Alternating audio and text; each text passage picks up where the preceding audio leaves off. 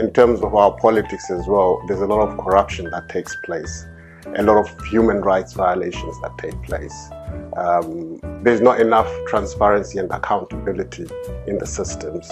So all this makes it prone to dirty tricks by different political individuals aspiring for. If you look at the Zimbabwean situation at the moment, there are a lot of leaders who are attempting to change the whole political environment. Things like open up the processes of governance so that they are more transparent and people can understand what political decisions are being made, hold politicians responsible for their decisions and actions. There's various ways of doing it. We could either have like news conferences, question and answer sessions, where the public come in and they ask questions on certain policy issues. Secondly, I would prefer to actually take time each month to go and spend with the community, talk to them, have a conversation. The most important thing really is information. If people have access to information, they can understand how the governance process works, they understand the constitution. I wouldn't say anybody has it in their blood, because in politics really it's all about the people. If the people feel that you should represent them, then you take that duty as a duty to the nation. So I can't go back and say, okay, here I am, I'm here to lead you now, so support me. No. I have to go out there, talk to the people, hear what they say. If they like my ideas, then they'll, obviously say, can you please represent us in our constituency or nationally or whatever the case may be.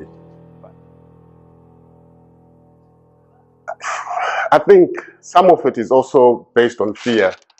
My mother hasn't been very comfortable about the whole idea.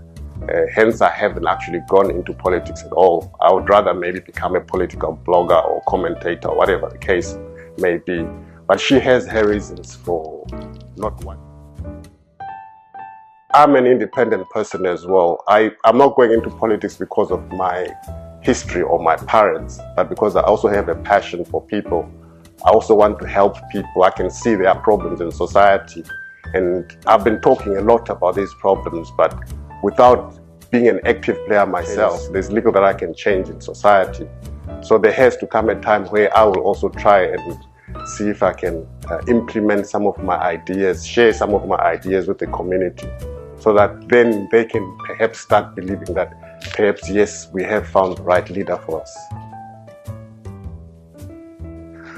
He was quite a big influence in that I used to see what work he used to do when he was in a position of leadership. He was a people's person, is what I can say. He used to get practically involved on the ground in various projects with the people on the ground, not just speak from a high platform or in an authoritative way. So his relationship with the community is what probably inspires me as well. I want to be with the people, understand the people all the time. I don't want to be disconnected. Though I know when you get into government, sometimes the amount of work you have to do might result in you being slightly disconnected and relying on people like advisors for information. But that is something which I think needs to be improved. I would like to see that with our own politicians as well. More conversations. I would say in the early days, yes, because it comes as a bit of a shock when you hear all these kind of allegations coming out, and the only thing that you can do is rely on the knowledge of the person who you directly know. If they tell you what they think about the whole situation, they say blood is thicker than water. So I would rather believe what my father tells me than what I read in the press. I think in life we have to accept that there's people who always have something to say. It can be positive, it can be negative. And the negative reasons or positive reasons have something that can develop us to be better people. So it's not that when people say something negative about you, you should just dismiss it and counter attack it in any particular way. It's time to reassess and look at what they're trying to say and investigate deeper to find if you can work around that particular situation. Yes, yes. I mean, I read all kinds of comments from the public about the issue, and with the support of friends and close family, they would tell me, listen, people will have something to say.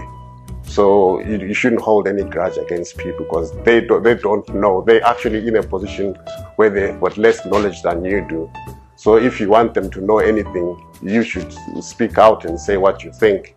If you don't speak out, people will never know what the truth is. We've had a president for over 32 years. If we had in these 3 decades, 3 different presidents, I would say there is opportunity. But as you can see in top leadership, it's more or less the same people on the top structures. So if you're an aspiring leader, I'm not sure if you'd be comfortable in staying in the same position forever.